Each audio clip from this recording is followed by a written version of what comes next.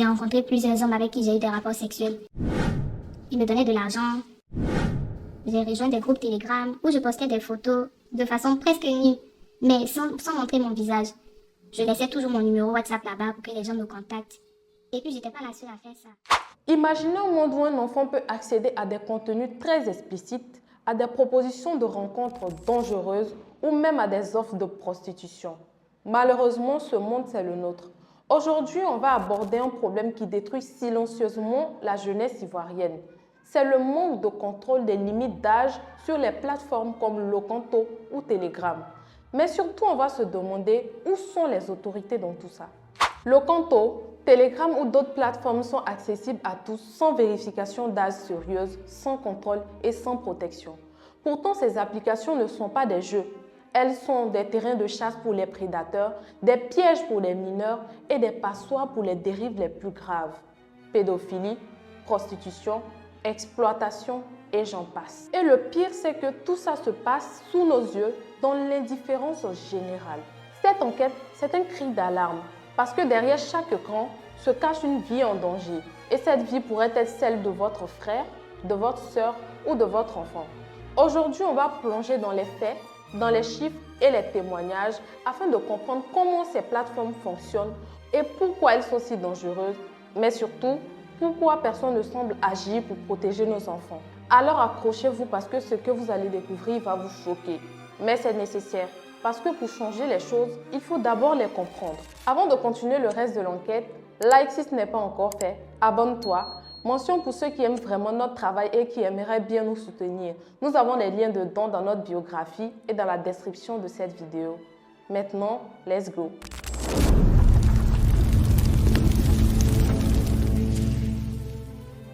Je m'appelle, j'ai 25 ans et aujourd'hui, je partage mon témoignage avec la chaîne Finkerviz. Tout a commencé quand j'avais 16 ans. À l'époque, j'étais au lycée.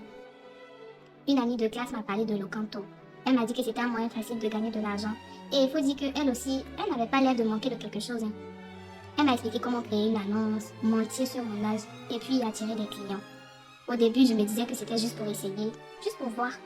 Mais là-bas, il n'y a pas essai. C'est allé trop vite même. Commençons par le début. Les vérifications d'âge. Sur le papier, ces mesures sont censées protéger les mineurs.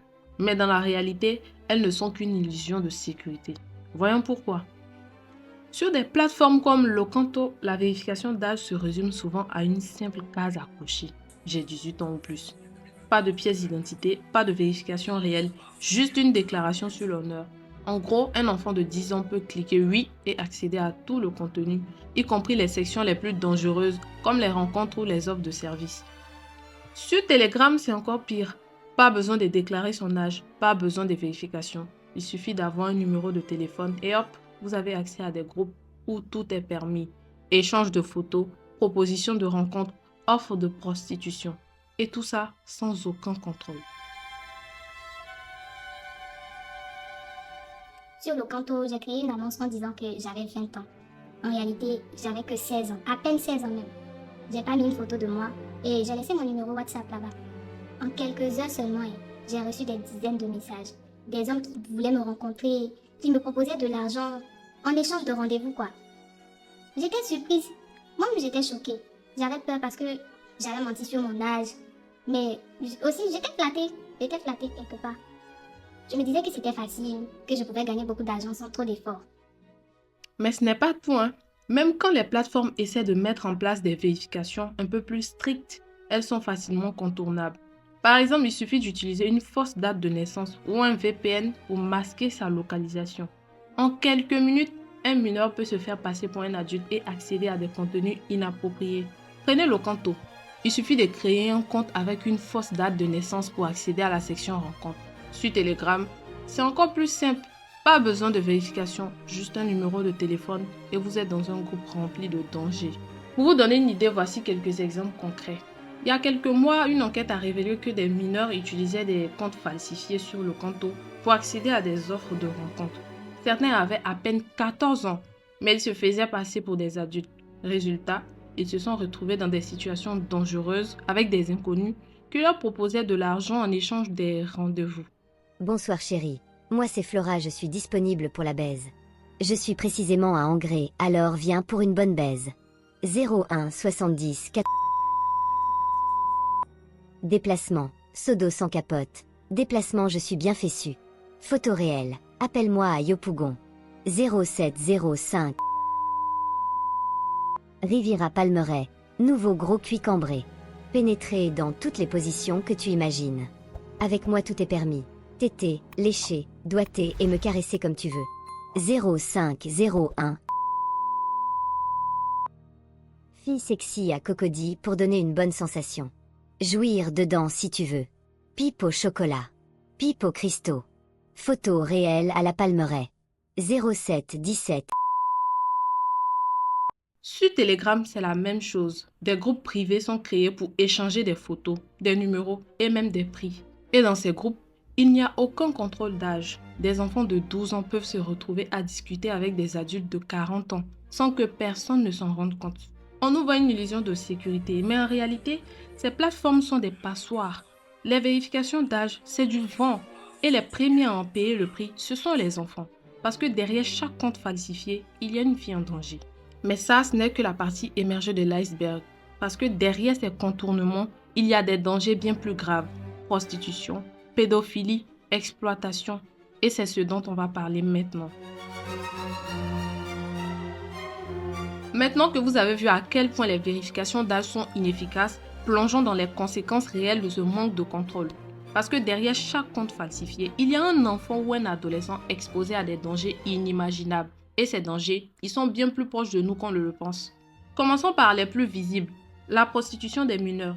Sur ces plateformes, des enfants et des adolescents sont poussés à se prostituer, souvent par manque d'argent ou par manipulation. Et si on peut considérer qu'il y a pire, pour certains c'est juste vivre la vie d'artiste. Et ce qui est le plus choquant, c'est que les transactions se font sous les yeux de tout le monde, sans que personne n'intervienne. Prenez l'exemple de une jeune fille de 15 ans qui a été approchée sur Telegram par un homme de 30 ans, un opérateur économique d'après lui. Il lui a promis de l'argent, des cadeaux et même une vie meilleure. Mais en échange, elle devait se soumettre à ses demandes. Au début, elle pensait que c'était une blague jusqu'à ce qu'il lui propose de l'argent pour une rencontre. Heureusement, elle a eu peur et elle en a parlé à ses amis pour savoir si elle devait passer le cap. Parce que jusque-là, c'était seulement derrière des écrans. Mais combien d'autres n'ont pas la chance d'avoir des amis qui ne sont pas naïfs ou encore très bêtes? Au début, tout s'est bien passé. J'ai rencontré plusieurs hommes avec qui j'ai eu des rapports sexuels. Et ils étaient tous gentils, franchement. Ils me donnaient de l'argent. Il y a certains qui étaient habitués en fait, donc eux ils me donnaient des cadeaux. Et je me sentais importante. Je n'ai jamais vécu de violence avec eux. Jamais été menacée. Mais ce qui me choque, avec un peu de recul, c'est que beaucoup d'entre eux savaient que j'étais mineure. Beaucoup parmi eux savaient que j'étais mineure. Et ça avait l'air de les exciter en fait. Je me souviens même que un homme m'a dit un jour, tu es vraiment jeune, c'est ça qui est beau. Parce que tout est frais, tout est encore frais quoi. Sur le moment, je ne me suis pas posé la question. Mais aujourd'hui, je réalise à quel point c'était malsain. Ces enfants ne se rendent pas toujours compte des dangers. Pour eux, c'est un moyen de gagner de l'argent facilement, de se sentir important, de pouvoir flex sur TikTok ou même de fuir une situation familiale difficile. Mais en réalité, c'est un piège. Un piège qui peut les amener à la violence, à la maladie ou à des extrêmes bien plus tragiques. Ensuite, il y a la pédophilie. Les prédateurs sexuels savent très bien que ces plateformes sont peu régulées. Ils y voient une opportunité pour approcher des enfants et des adolescents. Et malheureusement, ils réussissent trop souvent. Sur Telegram, par exemple, des groupes privés sont créés pour échanger des photos, des numéros et même des prix. Et dans ces groupes-là, il n'y a aucun contrôle d'âge. Des enfants de 12 ans peuvent se retrouver à discuter avec des adultes de 40 ans sans que personne ne s'en rende compte. Prenez le cas de un garçon de 13 ans qui a été approché par un homme de 45 ans sur le Canto. L'homme lui a envoyé de l'argent en échange de photos et de vidéos. Au début, le garçon pensait que c'était un jeu. Du coup, il prenait plaisir. Jusqu'à ce que l'homme commence à le menacer avec des nudes qu'il avait emmagasinés. Heureusement, ses parents ont découvert l'histoire à temps, ce qui a forcé l'homme à disparaître. Mais on imagine qu'il n'est pas à son premier coup d'essai. Combien d'autres enfants sont encore piégés dans ce genre de situation? La pédophilie est un crime. Et ces plateformes-là, en ne protégeant pas les mineurs, deviennent complices de ce crime. Là encore, c'est parce que c'est un petit garçon que ça choque beaucoup. Sinon, pour certains, il n'y aurait eu aucun mal si c'était une petite fille avec des formes et ça, peu importe son âge, quoi. En fait, il y a l'exploitation économique. Certains jeunes et même des adultes sont exploités économiquement. On leur promet de l'argent, des cadeaux ou une vie meilleure. Mais en échange, ils doivent se soumettre à des demandes inappropriées. Ça, c'est de l'exploitation pure et simple. Par exemple, des filles sont poussées à vendre des photos ou des vidéos intimes en échange d'argent. D'autres sont contraintes à des rendez-vous avec des inconnus. Et tout ça sous prétexte de gagner leur vie. Mais en réalité, c'est de l'exploitation. Parce que ces personnes ne réalisent toujours pas les risques qu'elles prennent. Avec le temps, j'ai commencé à gagner de plus en plus d'argent. J'ai rejoint des groupes Telegram où je postais des photos de façon presque nue, mais sans montrer mon visage. Je laissais toujours mon numéro WhatsApp là-bas pour que les gens me contactent. Et puis, j'étais pas la seule à faire ça. Il y avait vraiment beaucoup de groupes comme ça. Les demandes étaient de plus en plus nombreuses et je me suis retrouvée prise comme dans un cercle vicieux. Je gagnais bien ma vie, mais je me sentais vide à l'intérieur. Je savais que ce que je faisais n'était pas bien, mais je ne voyais pas comment m'en sortir. L'argent, ça me tentait trop. Chaque jour, des vies sont brisées, des enfants perdent leur innocence, leur santé, parfois même leur vie. Des filles sont violées, et même si c'est moins répandu, des hommes aussi sont parfois violés par d'autres hommes ou par des femmes bien équipées. Et tout ça parce qu'il n'y a personne pour dire stop, ça suffit. Ces plateformes, en ne protégeant pas les mineurs, deviennent complices de ces crimes. Pour les adultes, on ne peut que sensibiliser, mais après, chacun fait ce qu'il veut de son... Mais pour les enfants, nous en tant que société, nous ne pouvons pas continuer à fermer les yeux.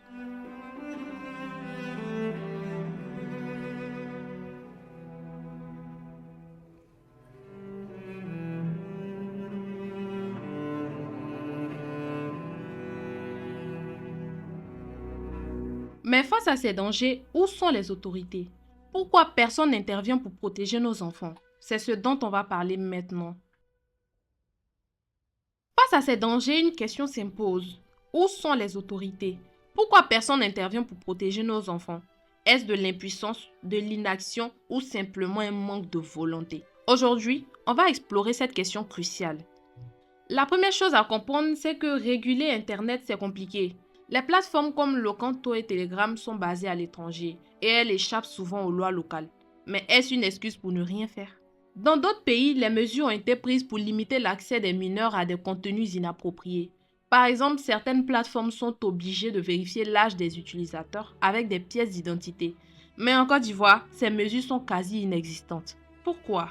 Bien sûr, il y a des défis techniques et légaux. Réguler Internet, c'est comme essayer de capturer de l'eau avec un filet. C'est difficile, mais c'est pas impossible. Par exemple, les autorités pourraient exiger que les plateformes mettent en place des vérifications d'âge plus strictes ou qu'elles bloquent l'accès à certaines sections pour les mineurs. Mais pour ça, il faut une volonté politique. Et là, on a l'impression que cette volonté fait défaut. Parce que quand on veut, on peut. Et là, on a l'impression que personne ne veut en fait. Certains diront que les autorités sont impuissantes face à ces problèmes. Mais est-ce vraiment le cas? Ou est-ce simplement un manque de volonté? Parce que quand on voit les ressources et les moyens dont disposent certaines institutions, on se demande pourquoi rien n'est fait. Par exemple, il y a des lois contre la pédophilie et l'exploitation des mineurs. Mais ces lois ne sont pas appliquées de manière efficace. Partout sur les réseaux, des mineurs s'exhibent dans des contenus vraiment tendancieux. Les prédateurs continuent d'agir en toute impunité et les plateformes qui facilitent ces crimes ne sont pas tenues responsables. Il y a eu des promesses, des discours, mais très peu d'actions concrètes. J'imagine que des campagnes de sensibilisation ont été annoncées, mais elles n'ont pas eu l'impact escompté. Des lois ont été proposées, mais elles n'ont pas été mises en œuvre. Pendant ce temps, des enfants continuent de souffrir, et ça, c'est inacceptable. Parce que la protection des enfants, c'est l'affaire de tous. Et certains pourraient dire que les autorités ne font pas leur travail. Je suis pas dedans, hein? Et si les autorités ne font pas leur travail, alors qui le fera? On ne peut pas continuer à fermer les yeux. Les autorités ont un rôle à jouer et ce rôle, c'est de protéger les plus vulnérables. Parce que si ce n'est pas leur travail, alors c'est quoi leur travail? Toi là, tu vas pas te taire maintenant. Il est temps que les autorités prennent leurs responsabilités. Il est temps qu'elles agissent pour protéger nos enfants. Parce que chaque jour qui passe, c'est une vie en danger. Et ça, c'est un échec collectif. Mais les conséquences de cette inaction ne s'arrêtent pas là. Parce que si on ne fait rien, on risque de perdre toute une génération. Et c'est ce dont on va parler dans la prochaine partie. Si on ne fait rien maintenant, les conséquences de ces dérives vont bien au-delà des drames individuels. On risque de perdre une génération entière. Des enfants qui grandissent dans la peur, la honte et la violence. Mais pour les plus chanceux d'entre eux, au grand regret de notre société, le business du sexe sera la norme. Des adolescents qui ne voient plus d'avenir et qui se tournent vers des solutions faciles et désespérées. Aujourd'hui, on va parler de ses conséquences à long terme et de ce qu'elles signifient pour notre société. Aïe, vous payez ma mise quoi. Demandez-lui, un coup pendant, demandez-lui. Il m'a appelé. Il dit, dit, moi je suis venu m'attirer. Comme ça, mon brassé, il a mis sa main. Pas de moi. Tu vois, dans les trucs comme ça, là, conneries. Il m'a placé en deux bouquets, léger deux bouquets là-bas, j'ai sorti là-bas. Après encore, il m'a placé en tue-moi. Tué au moins 5 à 3 coups. Demandez-lui, il est là, demandez-lui. 5 à 3 coups. Quand on a fini à mettre il dit, ah, il doit vous passer. Ça m'a fait bizarre, mais après, il dit, ah, mon cher, il se passe bien, je donne à ça, c'est quoi. Commençons par les enfants et les adolescents directement concernés. Pour ceux qui ont été exploités, manipulés ou abusés sur ces plateformes, pour eux, les conséquences sont profondes et durables. D'abord, il y a des traumatismes psychologiques. En général, en Afrique, tout le monde banalise la psychologie et pense que nous sommes tous des super saiyans. Beaucoup de ces enfants souffrent de dépression, d'anxiété ou de troubles post-traumatiques. Ils ont du mal à faire confiance aux autres, à se construire une vie normale ou même à rêver d'un avenir meilleur. Pour ceux qui ne sont pas bien entourés, ils seront avec des gens qui vont tellement banaliser leur situation qu'ils vont penser que ce sont eux le problème et finir par croire que c'est cette vie la norme. Ensuite, il y a les conséquences physiques. Certains contractent des maladies, d'autres subissent des violences qui leur laissent des séquelles à vie. Et pour ceux qui ont été poussés à se prostituer, le retour à une vie normale est souvent très difficile. Après aussi, si on invite des gens qui assument être des prostituées à la télévision, forcément ça ne va pas aider. Je ne le connais pas personnellement. Mais tu as quelqu'un qui te place sur les sites? Pas sur les sites, mais c'est des connexions. C'est des connexions. J'ai un ami qui a tous les bons réseaux. Ok, d'accord. Tous les hommes d'affaires, les politiciens même. En tout cas, des hommes qui aiment la discrétion. Bien sûr. Et qui aiment les bons produits. C'est clair. Ok, d'accord. Rapidement, je vais lui demander. Est-ce que tu as déjà eu affaire à ce genre de par exemple, je vais dire, de situation, des menaces et... Oui, j'ai fait face à une menace pareille avec un ami. Voilà. Pourquoi Voilà. Pourquoi? Ami. Qu'est-ce qui s'est passé, c'est ça? Oui, oui. Voilà, en fait, on s'est vus, on a dîné et tout, on est parti... Enfin, il y a l'impact sur l'éducation et leur avenir.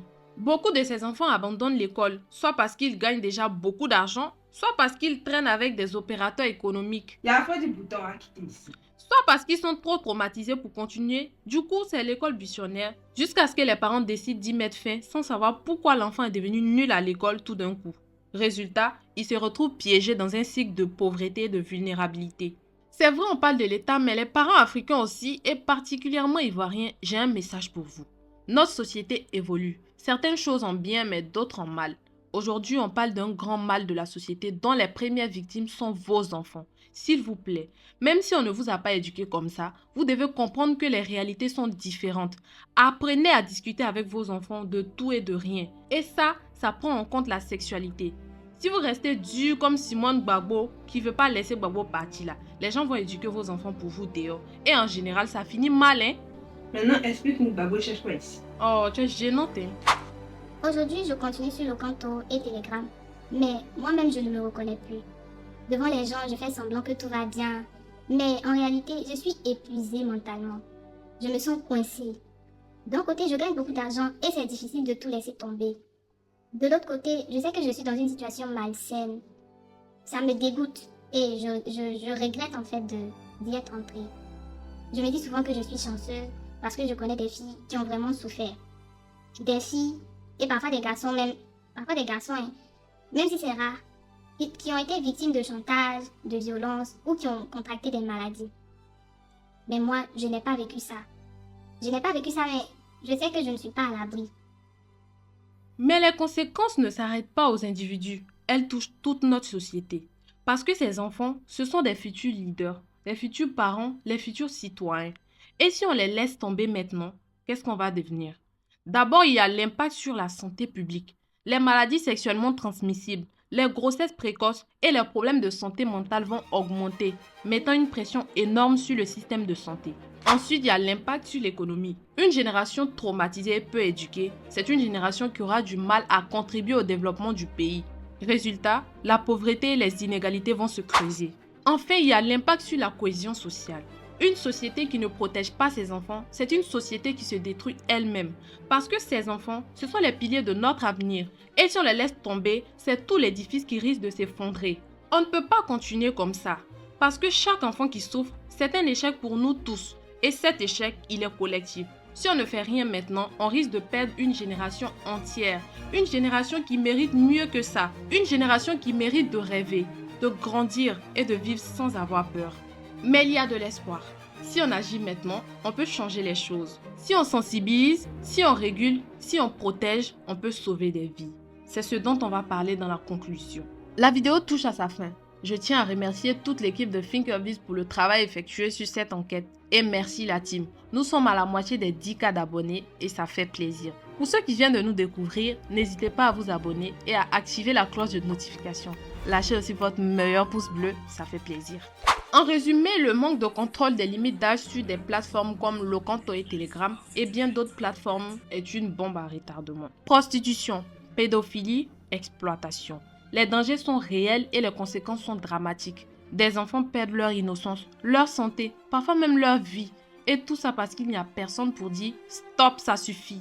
Nous avons vu comment ces plateformes fonctionnent, comment elles contournent les vérifications d'âge et comment elles exposent les mineurs à des dangers graves. Nous avons aussi parlé du rôle des autorités et de leur apparente impuissance face à ces problèmes. Mais surtout, nous avons vu les conséquences à long terme. Une génération entière en danger et une société qui risque de se détruire elle-même. Mais il y a de l'espoir. Si on agit maintenant, on peut changer les choses. Si on sensibilise, si on régule et si on protège, on peut sauver des vies. Parce que chaque enfant qui est sauvé, c'est une victoire. Chaque enfant qui retrouve le droit de rêver, de grandir et de vivre sans avoir peur, c'est une victoire. Ouais, champion, tu as vrai d'abachine. Alors, que pouvez-vous faire? D'abord, parlez-en autour de vous. Sensibilisez vos proches, vos enfants, vos amis. Expliquez-leur les dangers de ces plateformes et montrez-leur qu'il y a d'autres solutions. Ensuite, exigez des actions concrètes de la part des autorités. Signez des pétitions, participez à des campagnes de sensibilisation ou contactez vos représentants pour leur demander d'agir. Parce que la protection des enfants, c'est l'affaire de tous. Enfin, si vous connaissez quelqu'un qui est dans cette situation, offrez-lui une alternative.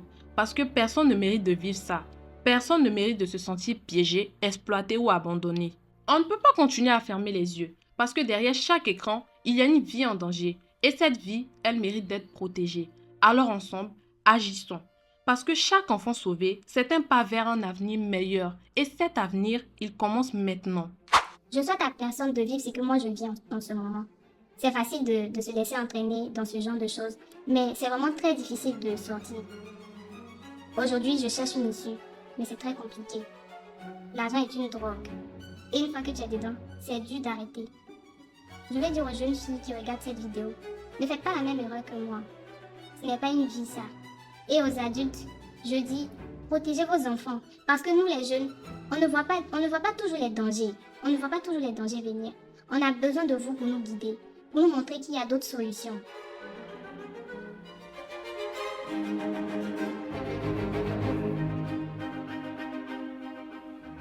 En Allemagne, Locanto a été critiqué pour son rôle dans la facilitation de la prostitution illégale et le trafic sexuel. En 2017, une enquête menée par des médias allemands a révélé que la plateforme était utilisée pour des annonces liées à l'exploitation sexuelle, y compris des mineurs. Les autorités ont réagi en exigeant des vérifications d'âge plus strictes et en bloquant certaines sections du site. En Inde, Telegram a fait polémique en 2021 lorsque des groupes partageant des contenus illégaux, y compris des images d'abus sur mineurs, ont été découverts. Les autorités indiennes ont exigé que Telegram coopère avec les forces de l'ordre et renforce sa modération, menaçant de bloquer l'application si elle ne se conformait pas. Aux États-Unis, Locanto a été pointé du doigt en 2019 pour des annonces liées à l'exploitation sexuelle, notamment dans la section Rencontres. Les autorités ont collaboré avec la plateforme pour retirer ces annonces et ont renforcé les lois sur la protection des mineurs en ligne. Ces exemples montrent que, malgré les polémiques, les réactions ont souvent été tardives et insuffisantes, soulignant la nécessité d'une régulation plus stricte.